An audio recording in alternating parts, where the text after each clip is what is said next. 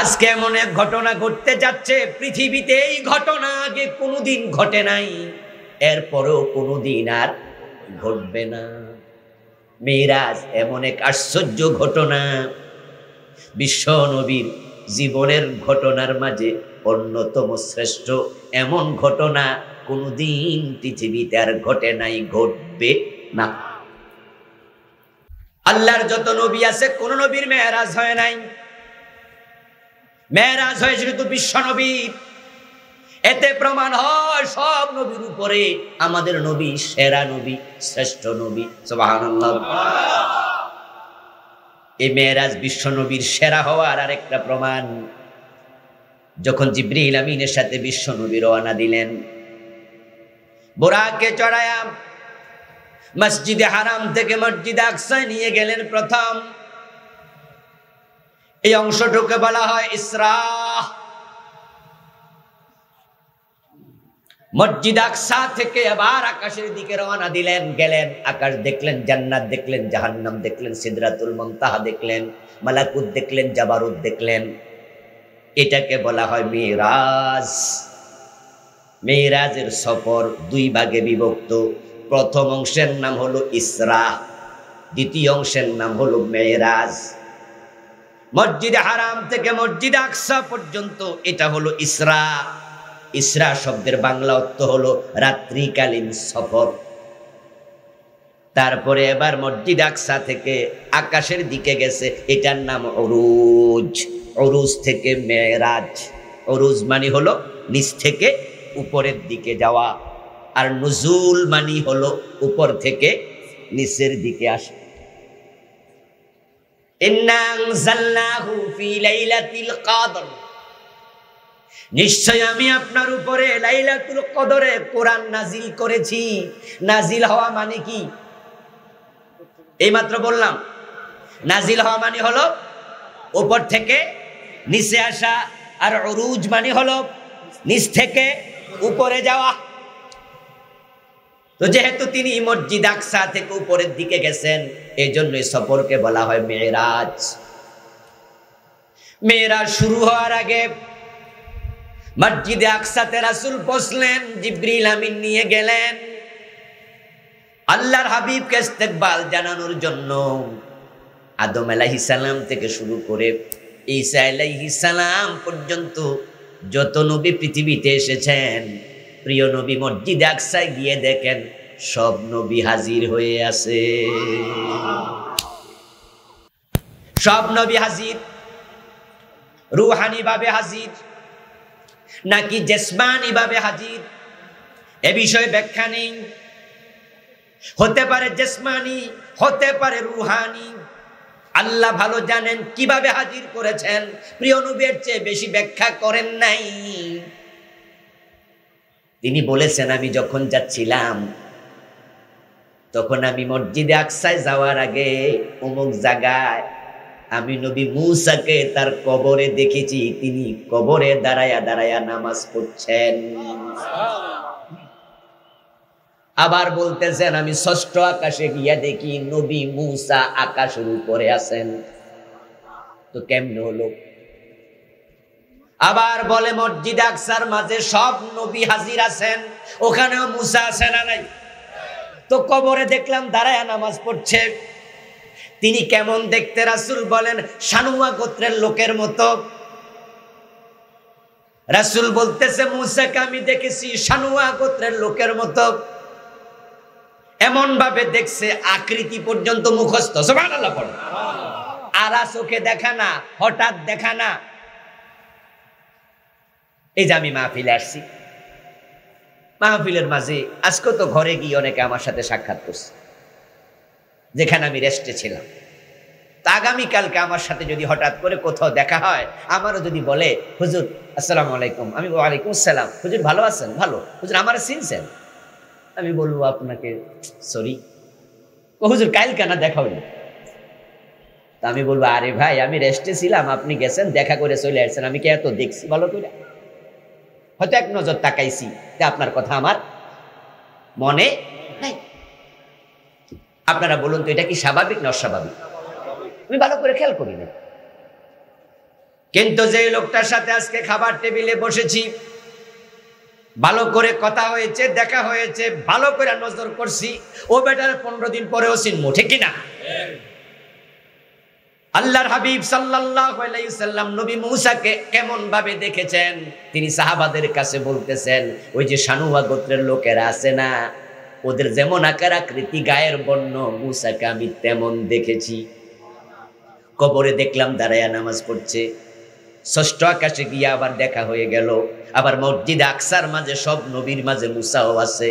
তাহলে এটার সিস্টেমটা কি এটা আমরা জানি না, ভালো জানেন কে? এটাই হলো হায়াতে বারজাখি, এটাই হলো বারজাখি জীবন। এটাকে দুনিয়ার জীবনের মতো মনে করা যাবে না। অনেক মানুষ আবেগে অনেক কথা বলে, রাসূল হায়াতুন নবী, উনি জিন্দা নবী। এখন জিন্দা নবী বলতে কি বোঝেন আপনি? এবার কেউ কয় হুজুর দুনিয়া যেমন উনি জিন্দা, সেখানেও তেমন তিনি জিন্দা। অনেকে কয় আরে নবী তো মরেই নাই, উনার মৃত্যু বলা যাবে না, বলতে হবে উনি পর্দা গ্রহণ করেছে। আবার অনেকে বলে হ্যাঁ তিনি জিন্দা, কোনো সন্দেহ নাই, তবে কবরের মাঝে তিনি কিভাবে জিন্দা এটা আল্লাহই ভালো জানেন। আপনাদের কাছে আমি প্রশ্ন করতে চাই, জিন্দা মানুষের জন্য খাবার দরকার আছে না নাই? পানি দরকার, খাইতেছে, পানি পান করতেছে, এরকম কোন হাদিস আছে নাকি? তবে তিনি আবার জীবিত, এটা হাদিসে আছে। আলাম্বিয়া ওয়াহিয়াউন, নবীগণ কবরে জীবিত। এই যে মূসা নবী নামাজ পড়তেছে, বেটা মইরা গেলে নামাজ পড়লো কেমনে? তাহলে মূসা নবী জীবিত, নামাজ পড়তেছে। ইব্রাহিম নবী সপ্তম আকাশে বাইতুল মামুরের সাথে হেলান দিয়া বসে আছে, উনি জীবিত। কিন্তু তুমি এটা বলো না তিনি মরে নাই, তিনি নিশ্চয়ই মারা গেছে। যদি কোনো ব্যক্তি বলে নবী মরে নাই, সে কাফের হয়ে যাবে। কারণ কুরআন মাজিদে আছে কুল্লু নাফসিন যায়িকাতুল মাউত। শুধু নবী মুহাম্মদ সাল্লাল্লাহু আলাইহি সাল্লাম একা নয়, যত মানুষ আছে সবাইকেই মরতেই হবে। ইন্নাকা মাইতুন ওয়া ইন্নাহুম মাইতুন। আরে কেতে আল্লাহ বলো নবী নিশ্চয়ই আপনি মারা যাবেন এবং অন্য যারা আছে তারাও মারা যাবে। ওয়ামা মুহাম্মাদুন ইল্লা রাসূলুন ক্বাদ খালাত মিন ক্বাবলিহির রাসূল আফাইমাতা। আল্লাহ কয় রাসূল অন্যদের মতোই রাসূল, তিনি মরে যেতেই পারেন, কারণ দুনিয়ায় আসবে যারা মরতেই তাদের হবে। তো কেউ যদি অতি আবেগে বলে রাসূল মরে নাই, উনাকে মৃত বলা যাবে না, এই আয়াতগুলো অস্বীকারী কাফের হবে, কুফরি হবে, ঈমান চলে যাবে। তবে তিনি অবশ্যই জীবিত, এ নিয়ে সন্দেহ করলে হাদিস অস্বীকার করা হবে। হাদিসে আছে নবীগণ জীবিত এবং নবীদের দেহ যেমন কবরেও আছে তেমন। মাটির জন্য নবীদের দেহকে হারাম করে দেয়া আছে, মাটি নবীর দেহ স্পর্শ করবে না। তবে ওনাদের এই কবরের হায়াতটা আল্লাহ ভালো জানেন কিভাবে রেখেছেন। অতটুকু পর্যন্ত থেমে যাবেন, বাড়াবাড়িতে যাবেন না। আল্লাহর হাবিব সাল্লাল্লাহু আলাইহি ওয়াসাল্লাম দেখেন সব নবী হাজির। প্রিয় নবী বলতেছেন আমি সেখানে 2 রাকাত নামাজ পড়লাম, তারপরে মেরাজে রওনা দিলাম। নামাজের সময় যখন হলো, কোনো একজন আজান দিল, আজান দেওয়ার পরে এখন জামাতের সাথে আমি নামাজ পড়ব, যেহেতু সব নবী হাজির। এখন ইমামের জায়গায় কে দাঁড়াবে? হঠাৎ করে জিবরিল আমিন আমার হাতে ধরলেন, ধরে আমাকে ইমামের জায়গায় দাঁড় করাইয়া দিলেন। সব নবী আমার মুসল্লি হয়ে 2 রাকাত নামাজ আদায় করেছে। প্রমাণ হয়ে গেল মেরাজের রাতে আমার নবী ইমামুল মুরসালিন, সব নবীদের নেতা। তিনি সব নবীদের সাইয়্যিদ, ইমাম। এই মেরাজের রাতে আল্লাহ প্রমাণ করে দিয়েছেন আপনি লিডার। আমার প্রিয় ভাইয়েরা, এই মেরাজ অত্যন্ত গুরুত্বপূর্ণ একটি সাবজেক্ট। এই বিষয় নিয়ে আমাদের দেশে আলহামদুলিল্লাহ যখন রজব মাস আসে তখন এভেলেবেল আলোচনা হয়। 26 তারিখ দিবাগত রাতে মেরাজ হবে। বাংলাদেশের অনেক মসজিদে লাইট জ্বালাবে, কেউ কেউ 12 রাকাত নফল নামাজ পড়বে, এবং মানুষ কেউ কেউ পরের দিন রোজা রাখবে, এবং হুজুররা বলবে আজকে লাইলাতুল মেরাজ, আজকে মেরাজের রাত। এগুলো হলো সব আবেগী কথা। মেরাজ প্রতি রজবে হয় নাই, মেরাজ হয়েছে নবীর জীবনে মাত্র একবার। আমার ভাইয়ারা, আপনার দাদা মারা গেছে গত ডিসেম্বরের 12 তারিখ। আগামী বছর ডিসেম্বরের 12 তারিখ আপনার দাদা আবার মরবে, ঠিক না?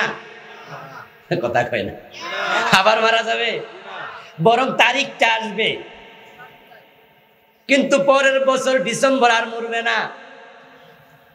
এখন এই যে আমাদের কয়দিন পরে আসতেছে রজব মাসের 26 তারিখ, এখন কি এই মাসে আবার মেরাজ হবে? এখন বাংলাদেশের লোকেরা কয় আজকে লাইলাতুল মেরাজ। আজীব তো। বরং এটা মেরাজের তারিখ এসেছে, মেরাজ আর হয়নি, মেরাজ আর হবে না। রাসূলের জীবনও মেরাজ দ্বিতীয়বার আর হয় নাই। এখন এই উপলক্ষে আমরা আলোচনা করব, কারণ মেরাজ নামক মুজিজা অস্বীকার করে, মানে না, এমন কিছু নালায়েকও আছে না নাই?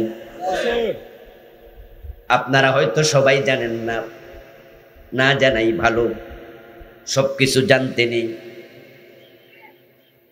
পত্র পত্রিকা, ইউটিউবে, গুগলে গেলে, ব্লগে আপনি মাঝে মাঝে দেখতে পাবেন একদল নাস্তিক তারা মেরাজ নিয়ে এতটা কুৎসারটনা করে, মেরাজ নিয়ে এতটা তামাশা করে।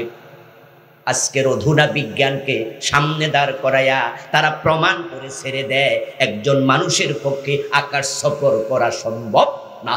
সুতরাং তোমাদের নবীর মেরাজ সত্য না। নাউজুবিল্লাহ। তারা বলতেছে একজন মানুষ কেমনে আকাশে যাবে?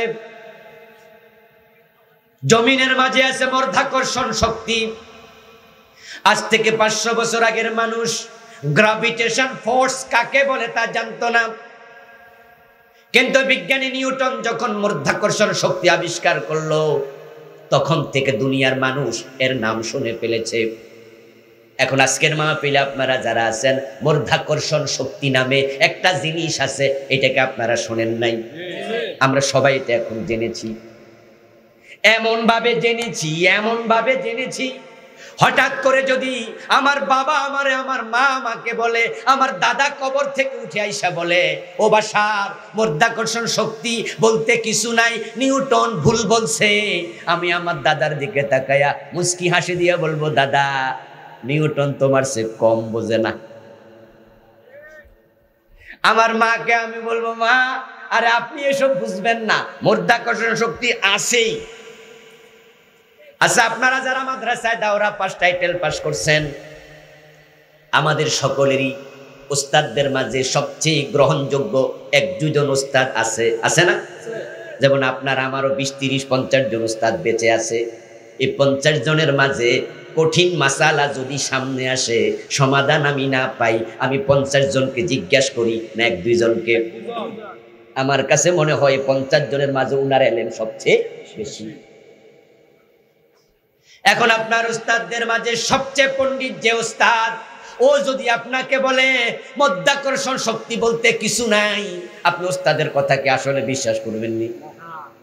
মানে মধ্যাকর্ষণ শক্তি এমন ভাবে আমাদের কলবে ঢুকছে, আমরা এটা জিব্রিল আইয়া কইলো, জিব্রিলের জিগামো আমনে কেডা? এখন এই গ্রাভিটেশন পাওয়ার, গ্রাভিটেশন ফোর্স, এটার ধর্ম হলো এটা যে কোনো স্থূল বস্তু, ওজন সম্পন্ন বস্তুকে টেনে নিয়ে আসে। এই জন্য আমার হাতে যে ঘড়িটা আছে, আমি যদি মেয়ের বাড়ি উপরের দিকে, এটা উপরে যাবে না পড়ে যাবে? টেনে আনলো কে? মধ্যাকর্ষণ শক্তি। এখন আজকের এই নাস্তিকগুলা বিজ্ঞানীগুলো বলতেছে তোমাদের নবী যদি আকাশের দিকে যেত, মাধ্যাকর্ষণ শক্তি তখন কি ঘুমাইছে নাকি উনারে ধইরা রাখতো না? আমার ভাইয়ারা, আজকের দিনে যখন নৌযান আপনার গভীর সমুদ্রে মুক্তা সংগ্রহ করার জন্য নাবিকেরা ঝাঁপ দেয়, ডুবুরিরা ডুব দেয়, তখন দেখবেন তাদের কাঁধের মাঝে অক্সিজেনের বড় বোতল আছে, নাকের মাঝে এমনি লাগায়, তারপরে সাগরের নিচে যায়। 7-8 বছর আগে ইন্দোনেশিয়ার বালি দ্বীপে গিয়েছিলাম। ভারত মহাসাগরের মাঝখানে অনেক দূর যাওয়ার পরে সেখানে দেখি লোকজন সাগরে নামতেছে এই সিস্টেমে। আমারও শখ হইল আমি একটু নামি। তখন মাস্ক দিয়া এ পর্যন্ত ঢেকে দিল, মোটরসাইকেলের হেলমেটের মতো অনেকটা, ওর সাথে তার দিয়া আপনার লাইন করছে, করে উপরে নৌকার মাঝে রাখছে অক্সিজেনের বোতল।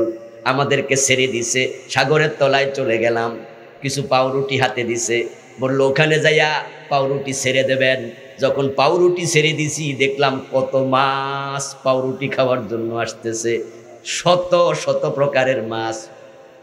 সমুদ্রের তলদেশে আমিও গিয়েছিলাম একবার, এই তো বললাম আমি গেছি 20-30 ফিট হয়তো নিচে, কিন্তু 2000-3000 ফিট নিচেও যাওয়া যাবে ওই মাস্ক মুখে নিয়ে। মানুষ যখন হিমালয়ে চূড়ায় যায় তখন দেখবেন পিঠের মাঝে অক্সিজেনের বোতল নিয়ে যায়, কারণ 2000-3000 ফিট উপরে যাওয়ার পরে, 4000-5000 ফিট যাওয়ার পরে আস্তে আস্তে করে অক্সিজেন কমতে থাকে। 15-20-30 হাজার ফিট উপরে গেলে অক্সিজেন থাকেই না। এখন আজকের নাস্তিক বিজ্ঞানীরা বলছে 29,000 ফিট উঁচু হচ্ছে আপনার, 29,000 ফিট উঁচু হচ্ছে হিমালয়ের এভারেস্ট। ওই এভারেস্টের চূড়ায় উঠতে যদি অক্সিজেন লাগে, তোমাদের নবী উঠেছে আসমান পার হইয়া, তখন কি অক্সিজেনের বোতল ছিল? তো গেছে কেমনে? ওরা বলে তাই মেয়েরা সঠিক নয়। তারপরে বিজ্ঞানীরা বলতে চায় আকাশে আছে কোটি কোটি তারকা, সূর্য হলো পৃথিবীর চেয়ে 13 লক্ষ গুণ বড়, সূর্যের ভিতরে তাপ আছে 1,40,00,000 ডিগ্রি। এই যে আমার সামনে লোহার স্ট্যান্ড দাঁড়ায় আছে, মাইক হাতে নিয়ে দাঁড়ায় আছে, শক্ত করে মাইক কান্দে নিয়ে জ্বলছে। এই লোহা যদি আপনি আগুনের ভিতরে ঢুকাইয়া দেন, লোহা মোমের মতো গলে যাবে, আগুনের এত শক্তি। অথচ ওই আগুন হলো 1538 ডিগ্রি সেলসিয়াস মাত্র। মোমবাতির আগুন 1000 ডিগ্রি সেলসিয়াস, কেরোসিনের কুপিবাতির আগুন 1300 ডিগ্রি সেলসিয়াস। যেই আগুনে লোহা গলায় সেটা 1532-38 ডিগ্রি সেলসিয়াস। আর সূর্যের ভিতর আছে 1,40,00,000 ডিগ্রি সেলসিয়াস। তো তোমাদের নবী এটা পার হইল কেমনে? জ্বলে পুড়ে ছাই হয়ে যাওয়ার কথা। তারকা যেগুলো আছে, সূর্য যেটা আছে সূর্যের চেয়ে কোটি গুণ বড়, এমন তারকা আছে না নাই? আকাশে যে কি পরিমাণ তারকা যা আমরা কল্পনা করতে পারি না। Star, binary star, cluster, comet, event horizon, black hole, ছায়াপথ, নীহারিকা পুঞ্জ, কি পরিমাণ তারকা আকাশে আছে। নাসার বিজ্ঞানীরা মাঝে মাঝে আকাশের চিত্র পাঠায়, কি পরিমাণ তারকা আকাশে আপনি নরমালি বুঝবেন না।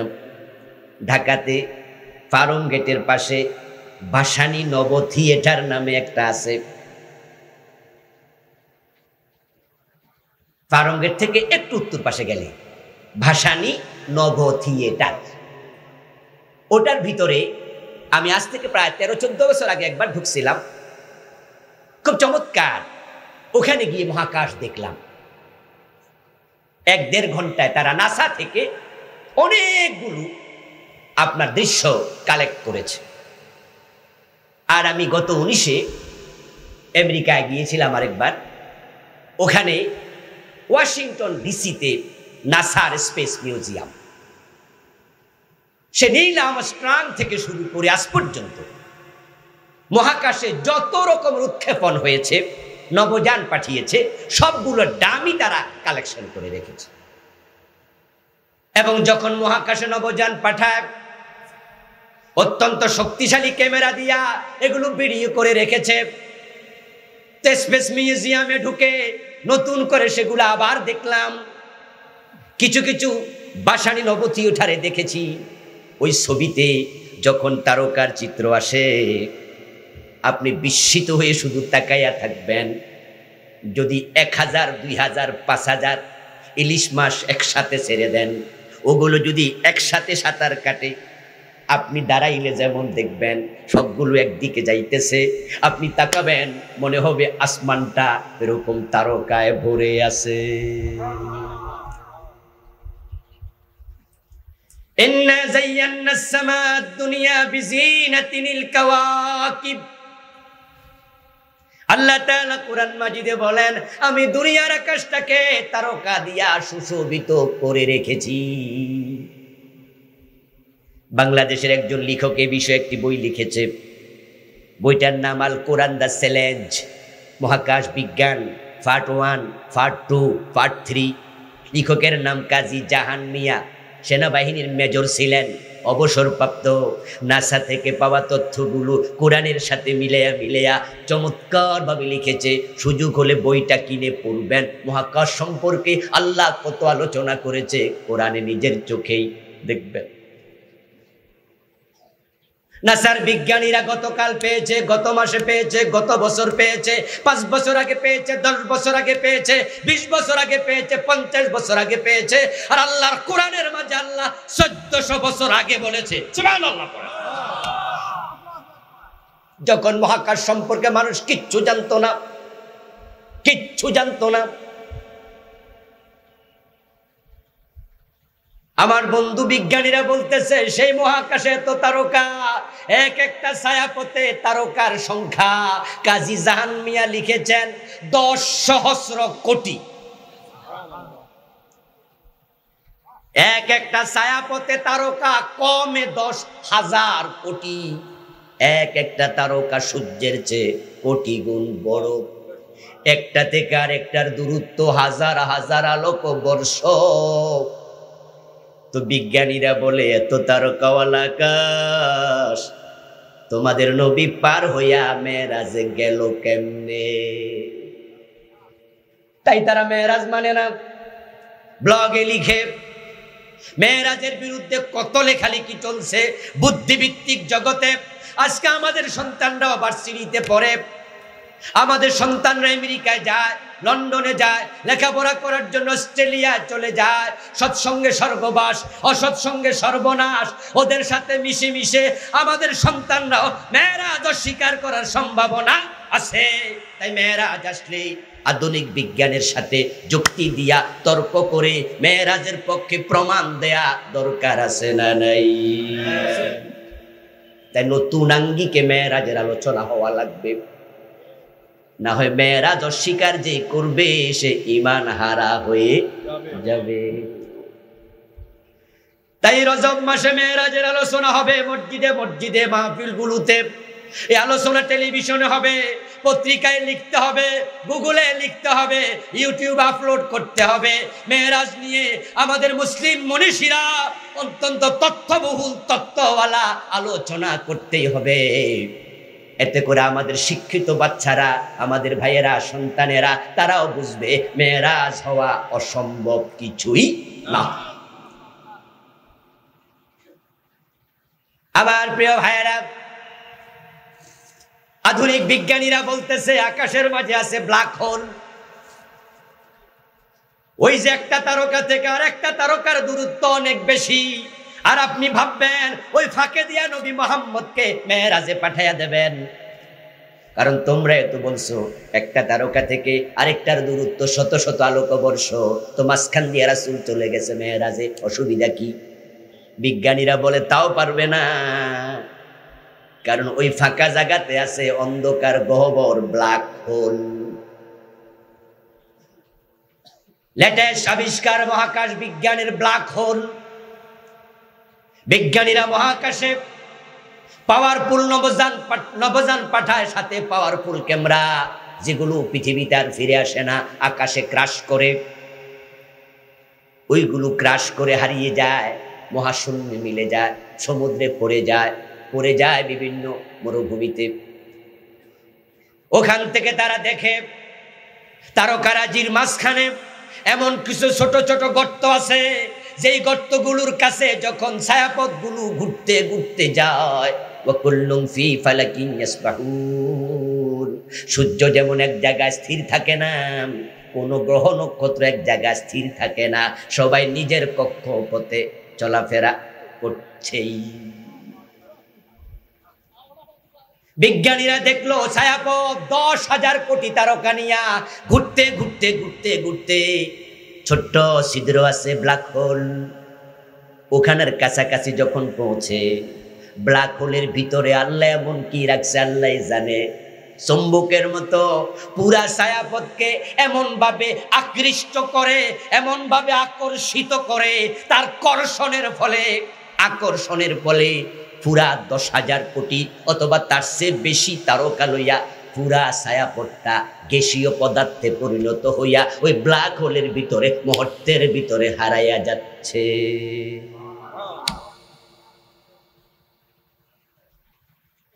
তো বিজ্ঞানীরা বলতেছে যদি কোটি কোটি তারকা ব্ল্যাক হোলে ঢুকে যায়, তোমাদের নবী মুহাম্মদ তো সেখানে আরো কত আগে হারাইয়া যাইতো, তো ঢুকলো পাস আসলো কেমনে?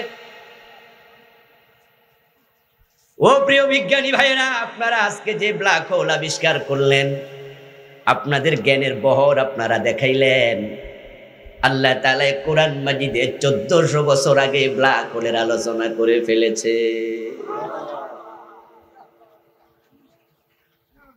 আল্লাহ তাআলা বলছেন লা উকসিমু বিমাওয়াকিন নুজুম ইন্নাহু লাকসামুন লাউ তা'লামুনা আযীম। সূরা ওয়াকিয়ার মাঝে আল্লাহ বলেন লা উকসিমু বিমাওয়াকিন নুজুম, না না তোমাদের ধারণা ঠিক না, আমি আল্লাহর ক্ষমতা নাই তোমরা বলো, ও মক্কার কুরাইশরা আমার ক্ষমতা কত শোনো, তোমাদের কথা ঠিক নয়। আমি আল্লাহ কসম করছি, আকাশের মাঝে যেখানে তারকা হারায়া যায় ওই ব্ল্যাক হোলের, আল্লাহ 1400 বছর আগে কয় আমি ব্ল্যাক হোলের কসম করতেছি, তোমরা ব্ল্যাক হোলের খবর 50 বছর 30 বছর আগে জানছো, আমার আল্লাহ 1400 বছর আগে তার কসম করে জানাইছে। লা উকসিমু বিমাওয়াকি'i, মাওয়াকি শব্দটা মাওকা শব্দের বহুবচন, মসজিদের বহুবচন কি? মাশাআল্লাহ, আলেম ওলামারা কথা বলেন, মসজিদের বহুবচন কি? তো মাওকার বহুবচন মাওয়াকি। নুজুম শব্দটা নাজমুনের বহুবচন, ওয়ান নাজমি ইযা হাওয়া, নাজম নুজুম। আমার আল্লাহ বলেন মাওয়াকে বহুবচন, নুজুম বহুবচন, মানে হচ্ছে আকাশে ব্ল্যাক হোল একটা নয় দুটা নয়, অভাব নাই, আবার সেখানে তারকা 2-4টা হারায় না, কোটি কোটি হারায়া যায়। আমি আল্লাহ সব বানাইছি। এবার চিৎকার দিয়ে আপনারা বলুন কুদরতের মালিক কে? আল্লাহ। রাসূলকে মেরাজে নিছে কে? আল্লাহ। তাহলে তোমাদের এটা নিয়ে এত টেনশন কেন? যিনি বানাইছে তিনি এত নিছে।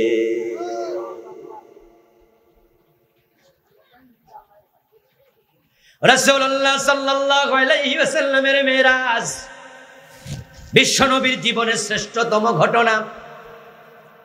যেই ঘটনার আলোচনা আল্লাহ পাক নিজে কোরআন মাজিদে যখন করলেন, তখন সুবহান শব্দ দিয়ে আল্লাহ নিজে শুরু করছে, কারণ মেরাজ এমন এক ঘটনা, এটা শুইনা আশ্চর্য না হয়ে থাকা যায় না। বিস্মিত না হয়ে উপায় নাই।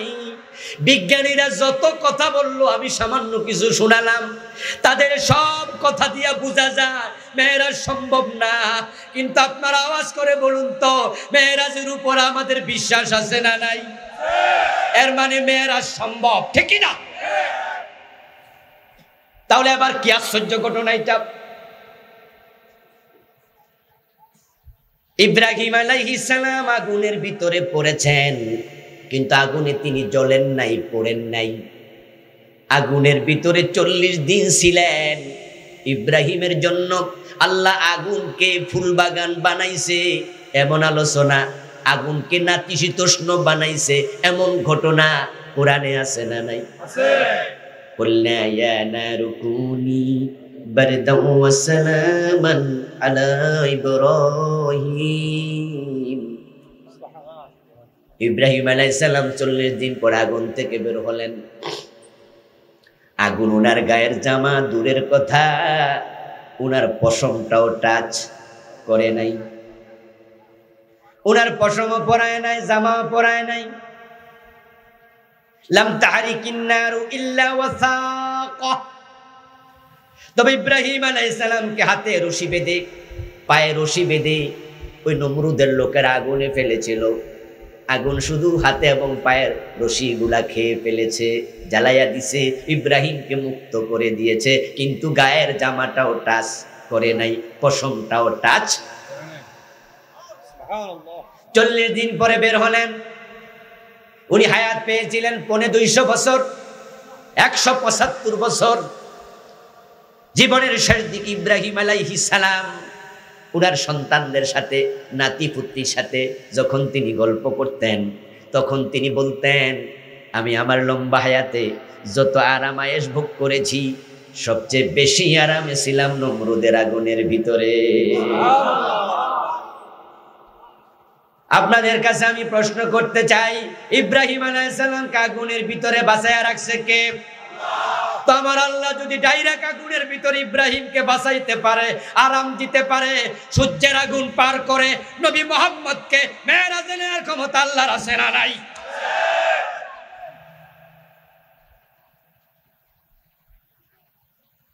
হযরত ইউনূস আলাইহিস সালাম মাছের পেটে ছিলেন, তাও 40 দিন। ফালতাকামাহুল হুত ওয়া হুয়া মুলিম। আল্লাহ বলেন, একটা বড় মাছ, হুত মানে বড় মাছ, সামাক মানে নরমাল মাছ। ছোট মাছকেও সামাক বলে, বড় মাছকেও সামাক বলে, কিন্তু হুত বলা হয় বড় মাছকে। হযরত ইউনূসকে একটা বড় মাছ বাতের লোকমা যেমন গিলে এমনি গিলা ফেলেছে। 40 দিন মাছের পেটে ছিলেন। 40 দিন উনাকে মাছের পেটে অক্সিজেন পাঠাইলো কে? নাইট্রোজেন পাঠাইলো কে? কার্বন ডাইঅক্সাইড নির্গত কে করলো? উনার কাছে বাতাস কে পৌঁছাইলো? একজন মানুষ 40 দিন না খায়া থাকে কেমনে? 19 দিনের বেশি মানুষ না খায়া বাঁচে না। প্রথম একদিন না খাইলে আপনি দুর্বল হবেন, 2 দিন 3 দিন পরে ক্লান্ত হয়ে যাবেন, 4-5 দিন পরে মাটির সাথে মিশে যাবেন, 5-7 দিন পর আর দাঁড়াইতে পারবেন না। এভাবে আপনি 19 দিন পর্যন্ত বাঁচতে পারবেন, চিকিৎসা বিজ্ঞানীরা বলে। তবে 5-7 দিন যাওয়ার পরে এটা লড়াছাড়াও করার মতো বল আর থাকবে না, কিন্তু রুহটা কোন রকম থাকবে। 18-19 দিন পরে শেষ। আর ইউনূস নবী ছিলেন 40 দিন। সুবহানাল্লাহ পড়েন।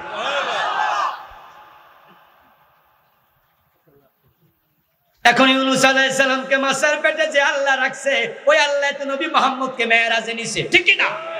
তোমরা নাস্তিকরা না বুঝলে কি হলো, আমরা তো বুঝি।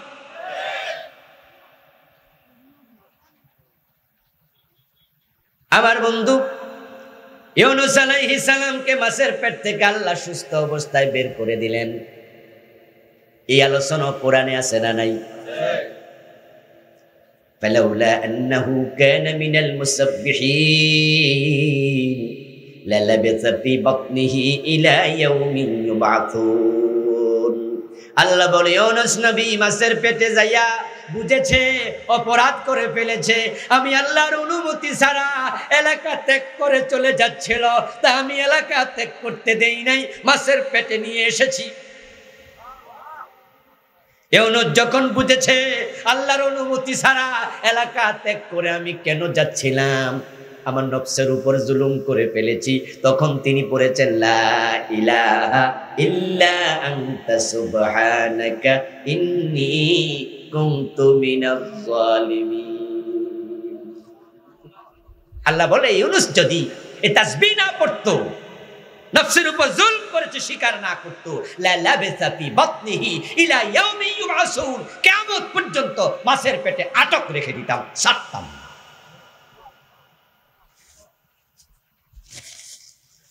ইউনূসের মাছের পেটের ঘটনা আল্লাহ কোরআনে বললেন, কিন্তু সুবহান শব্দ দিয়ে শুরু করেন নাই। ইব্রাহিম আলাইহিস সালামের আগুনের ঘটনা আল্লাহ কোরআনে বললেন, সুবহান দিয়ে শুরু করেন নাই, কিন্তু মেরাজের ঘটনা শুরু করেছেন কিভাবে? আমার সাথে পড়ুন, সুবহানাল্লাযী আসরা বিআবদিহি লাইলাম মিনাল মাসজিদিল হারাম। সুবহানাল্লাহ পড়েন। সুবহানাল্লাহ। সুবহান শব্দটা কোন জিনিস দেখে বা শুনে বিস্মিত হলে মানুষ ব্যবহার করে, এটা সুন্নাহ। আশ্চর্য, খারাপ খবর শুনলে আমরা কি বলি? ইন্না লিল্লাহ, ঠিক না? খুশি হলে কি পড়ি? আলহামদুলিল্লাহ। আমরা আশ্চর্য হলে কি বলি?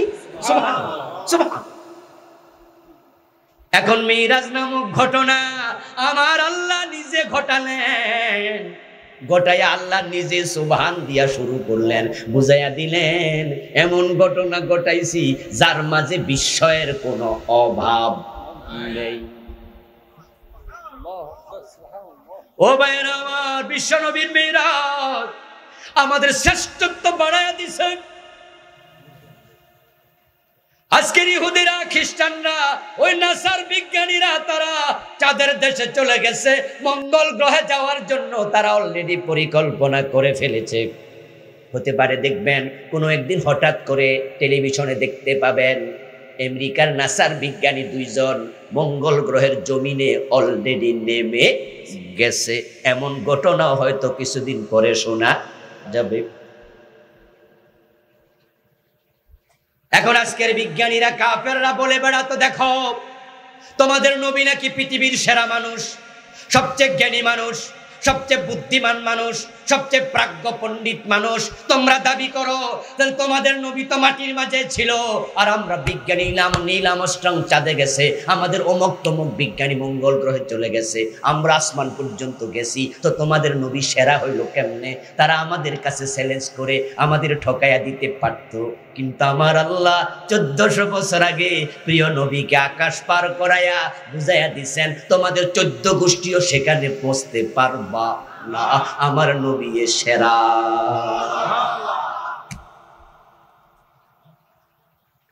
আমার প্রিয় ভাইরা, মেরাজকে বিস্মিত করার জন্য, আরো চমৎকৃত করার জন্য আমরা নিজেরা বাড়িতে বসে বসে কিছু কাহিনী বানাবো, তারপরে মানুষকে শোনাবো, এমন কোন প্রয়োজন আছে নাকি? কিন্তু পরিতাপ, মেরাজের মূল কাহিনী যদি আমি ওয়াজ করতে থাকি তাহলে বন্ধু 2-4-10 দিন, আলহামদুলিল্লাহ আমি যতটুকু শিখেছি এই নিয়ে 2-4-10 দিন 2 ঘন্টা করে 20 ঘন্টা আমি বলতে পারবো, কোনো অসুবিধা ইনশাআল্লাহ হবে না। এই নিয়ে 4 বছর গবেষণা করে বইটা লিখেছি। 2010-এ প্রকাশ পেয়েছিল, 2010-এ, আরো 13 বছর আগে। আমি আমার বইটাতে 41টা হাদিস এনেছি। মিরাজ একমাত্র ঘটনা যেটা 45 জন সাহাবী থেকে বর্ণিত হাদিস পাওয়া যায়। এক ঘটনায় এত সাহাবীর বর্ণনা খুব একটা পাওয়া যায় না। মিরাজের হাদিসগুলো মুতাওয়াতির পর্যায়ের হাদিস। কোরআন থেকে, হাদিস থেকে অথেন্টিসিটির আলোকে মৌলিক আলোচনা যদি করি, তা যদি 10 দিনে 20 ঘন্টা করা যায়, আপনার মসজিদে আপনি জুমার দিন মাত্র 40 মিনিট 1 ঘন্টা আলোচনা করবেন। আপনাকে কে কইছে কাহিনী বানাইয়া মিরাজের কথা বলতে? আপনার কি অভাব পড়েছে ইলমের যে আপনি মিথ্যা কথা বলে মানুষকে বিস্মিত করবেন? মিরাজকে বিস্মিত করার জন্য, চমৎকৃত করার জন্য, আকর্ষণীয় করার জন্য নতুন কোন কাহিনী বানানোর কোনো প্রয়োজন নাই। এখনই মেরাজের কিছু শিক্ষা আছে না? আছে। নামাজ কোন রাতে ফরজ হয়েছে? কোন রাতে? মেরাজের রাতে। সবচেয়ে বড় শিক্ষা সালাত। আরো কিছু শিক্ষা আছে, আমি মোট 13টা বড় হয়ে লিখেছি। এই বইটা নেবেন, এখনই আসরের আজান হয়ে যাবে, আমরা সামনে আজকে যাব না, মেরাজ নিয়ে বিস্তারিত আলোচনা আছে। কয়টা প্রশ্ন আছে, জবাব দেব? যদি আজান হয়ে যায় সব জবাব দিতে পারবো না। আমার লেখা মোট 6টা বই আছে আলহামদুলিল্লাহ। নতুন এসেছে কুফর নিয়ে একটি লেখা, কুফর, নিফাক এবং ঈমান। আর আগে ছিল বেদাতের উপরে, শিরকের উপরে, আর অন্য অন্য বিষয়ের উপরে। ও ড্রাইভারের কাছে গাড়িতে আছে, আপনারা সংগ্রহ করবেন।